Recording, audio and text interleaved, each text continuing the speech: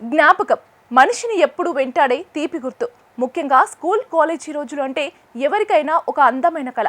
దశాబ్దాల తర్వాత ఆ పాత స్నేహితులు మళ్ళీ కలిస్తే ఆ కేరింతలు, ఆ ఆనందం మాటల్లో చెప్పలేం. అందుకే ఇప్పుడు రీయూనియన్లు ఒక పెద్ద ట్రెండ్ అయ్యాయి. కానీ ఈ రీయూనియన్లు అందరికీ సంతోషాన్ని ఇస్తున్నాయా? పాత జ్ఞాపకాల ముసుగులో కొన్ని పచ్చని సంవత్సరాలు బుగ్గిపాలవుతున్నాయా? అనైతిక బంధాలకు వేదిక అవుతున్నాయి ఈ గెట్ టుగెదర్లు. ఈ వివాహేతర సంబంధాల వల్ల కుటుంబాలు ఎలా రోడ్డున పడుతున్నాయి?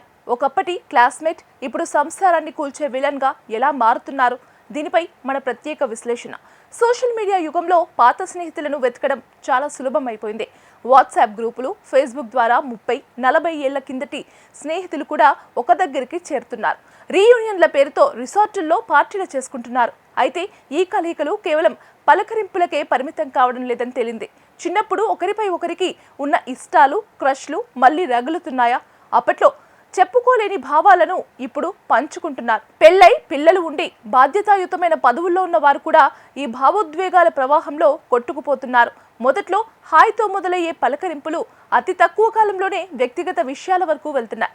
ఇంట్లో భాగస్వామితో చెప్పుకోలేని విషయాలను కూడా పాత స్నేహితులతో పంచుకుంటూ తెలియకుండానే తప్పుదారి తొక్కుతున్నారు.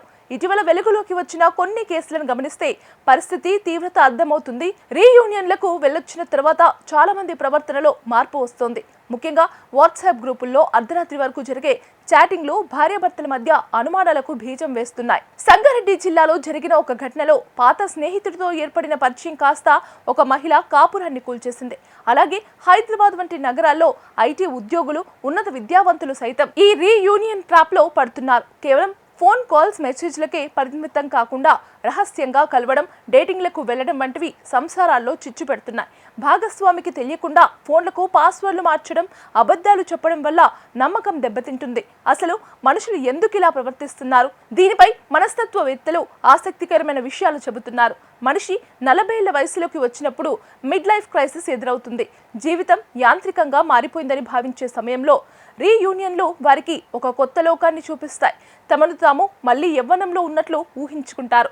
భాగస్వామి దగ్గర దొరకని కొత్తదనం లేదా గుర్తింపు పాత స్నేహితుల దగ్గర దొరుకుతుందని భ్రమపడతారు.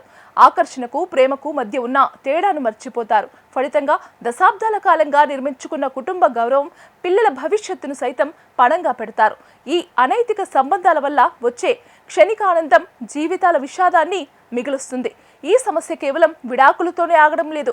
అక్రమ సంబంధాలకు అడ్డుగా ఉన్నవారిని భర్తను చంపడం లేదా భార్యను వదిలించుకోవడం వంటి నేరాలు పెరుగుతున్నాయి. లోకల్ న్యూస్లలో రోజు ఇలాంటి విషాదగాథలు కనిపిస్తున్నాయి. రీయూనియన్ల వల్ల విచ్ఛిన్నమైన కుటుంబాల్లో పిల్లల పరిస్థితి అత్యంత దయనీయంగా మారుతోంది. తల్లిదండ్రుల మధ్య వచ్చే గొడవలు వారి మానసిక ఎదుగుదలపై తీవ్ర ప్రభావం చూపుతున్నాయి. ఒకప్పుడు పవిత్రంగా భావించే స్నేహం ఇప్పుడు వివాహ బంధాలను విడదీసే ఒక ఆయుధంగా మారుతోంది. నైతిక విలువలు లోపించడం, పాశ్చాత్య సంస్కృతిని గుడ్డిగా అనుసరించడం వల్ల సమాజంలో బంధాలకు అర్థం మారిపోతోంది. చివరిగా మనం తెలుసుకోవాల్సింది ఒక్కటే: స్నేహితులను కలవడం తప్పు కాదు, జ్ఞాపకాలను నెమరవేసుకోవడం నేరం కాదు. కానీ ప్రతి బంధానికి ఒక పరిమితి ఉంటుంది. గతాన్ని గతంగానే ఉండనివ్వాలి. అది వర్తమానాన్ని నాశనం చేసేలా ఉండకూడదు. రీయూనియన్లకు వెళ్ళినప్పుడు సాధ్యమైనంత వరకు కుటుంబ సభ్యులను కూడా తీసుకెళ్లడం మంచిది. మీ భాగస్వామితో పారదర్శకంగా ఉండండి. వాట్సాప్ చాటింగ్లకు, రహస్య కలయికలకు దూరంగా ఉండండి. పాత స్నేహం ముసుగులో కొత్త విషయాన్ని మీ ఇంట్లోకి తెచ్చుకోకండి. ఒక చిన్న తప్పుటడుగు మీ జీవితాన్ని, మీ కుటుంబ గౌరవాన్ని బూడిద చేస్తుందని గుర్తుంచుకోండి. స్నేహం ఎప్పుడు ఒక మధురమైన జ్ఞాపకంగానే మిగిలిపోవాలి. అది ఒకరి కన్నీటికి కారణం కాకూడదు. రీయూనియన్లు బంధాలను కలపాలి, కానీ ఉన్న బంధాలను తెంచకూడదని ఆశిద్దాం.